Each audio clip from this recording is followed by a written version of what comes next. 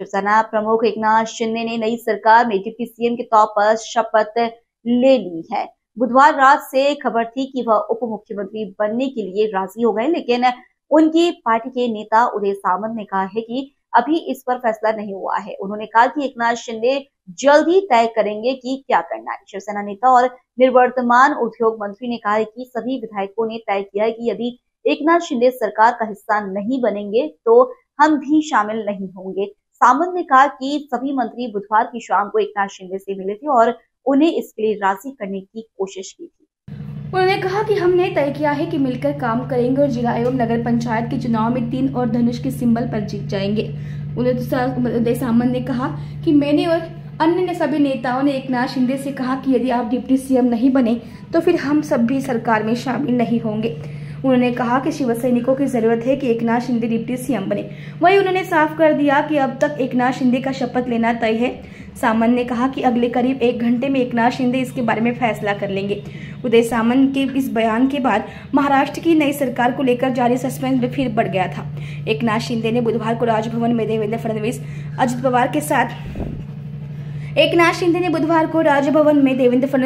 के साथ मिलकर मीडिया से बात की। इस दौरान जब उनसे शपथ के बारे में पूछा गया था तो उनका कहना था कि इतनी क्या जल्दी है। मी ठामपणाने सांगतो की उपमुख्यमंत्री होण्यासाठी इच्छुक नाही, हा मनात देखील विचार केलेला नाही। आमचे नेते हे एकनाथ शिंदे साहेब आहेत आणि एकनाथ शिंदे साहेबच मुख्यमंत्री होतील याची आम्हाला पूर्ण खात्री आहे आणि उपमुख्यमंत्री होतील याची पूर्ण खात्री आहे।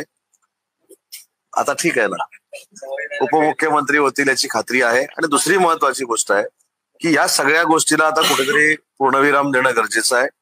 आम्ही सगळ्यांनी ही देखील भूमिका घेतलेली आहे की एकनाथ शिंदे साहेबांनी जर उपमुख्यमंत्री पद स्वीकारलं नाही तर आम्ही देखील, आम्हाला जर एखादी जबाबदारी कोणावरही म्हणजे माझ्यावर असं कोणी जरी टाकण्याचा प्रयत्न शिंदे साहेबांनी जर केला तर ती आम्ही देखील स्वीकारणार नाही। अशा पद्धतीची आमची भूमिका ही स्पष्ट पद्धतीनं काल आम्ही शिंदे साहेबांना सांगितलेली आहे। त्याच्यामुळे प्रसार माध्यमातनं ज्या काही गोष्टी प्रश्नचिन्हाने येत आहेत की हा होणार आहे का, तो होणार आहे का, तो होणार आहे का, आमची पूर्ण खात्री आहे की या सरकारमध्ये आमचे नेते एकनाथ शिंदे साहेब उपमुख्यमंत्री पद स्वीकारतील आणि महाराष्ट्राच्या जनतेसाठी आणलेल्या ज्या योजना आहेत त्याची अंमलबजावणी कायमस्वरूपी करण्यासाठी ते स्वतः देवेंद्रजींना सहकार्य करतील। एकत्र बसून महाराष्ट्रातले सगळे निर्णय होतील याची आम्हाला पूर्ण खात्री आहे। त्याच्यामुळे मला असं वाटतं की आता कोणाची नावं येऊ नयेत ही माझी प्रामाणिकपणाची इच्छा आहे।